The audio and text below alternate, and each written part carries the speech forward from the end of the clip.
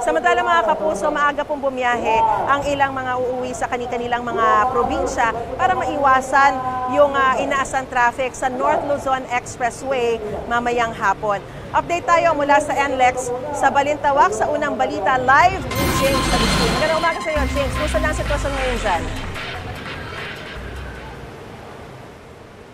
Maris, good morning. May mga kababayan tayo na pauwi sa mga probinsya sa norte na maaga na nga bumiyahe para raw makaiwas sa traffic dito sa North Luzon Expressway. Handang-handa na po yung pamunuan nitong NLEX doon sa inaasang dagsa ng mga motorista na babiyahe para sa undas.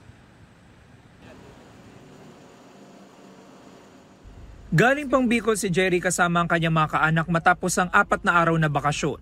Inagahan na raw nila ang pagbiyahe pabalik sa kanilang probinsya sa La Union. Para makaiwas siguro sa traffic kasi uwian na ngayon eh.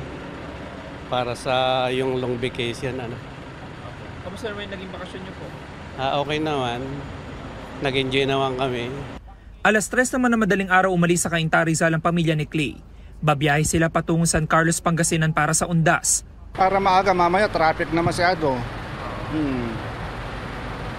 Kaya nagaan namin.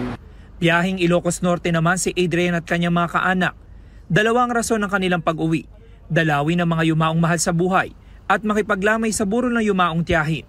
Halos lahat ng tao bakasyon talagang magkasabay-sabay sa daanan. So nagahan na namin para makaiwas sa traffic. Ang pamunuan ng North Luzon Expressway inaasahan ng dagsa ng mga motorista mamayang hapon hanggang sa umaga ng Sabado, November 1.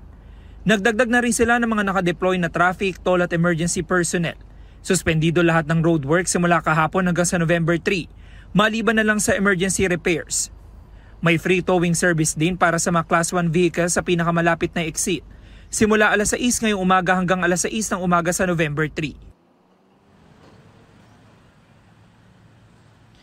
Samantala Maris, ito yung sitwasyon ngayon dito sa Balintawak Toll Plaza ng NLEX. Maluwag pa naman po, hindi pa naman ganun karami yung mga sasakyan na bumabiyahe. Pero kanina, bahagyan nagkakaroon na ng pila dito sa mga lane sa gawing kanan. Mga motorista po ito na walang RFID sticker na kinakailangan magbayad ng cash. Pero doon naman sa RFID lanes, ay tuloy-tuloy yung biyahe ng mga motorista. Bahagya rin po nagkakaroon ng pila dito sa customer service area para doon sa mga magpapareload ng kanilang RFID account o di kaya naman kukuha ng RFID sticker. Yan muna unang balita mula rito sa NLEX. Ako po si James Agustin para sa GMA Integrated News. Gusto mo bang mauna sa mga balita? Mag-subscribe na sa GMA Integrated News sa YouTube at tumutok sa unang balita.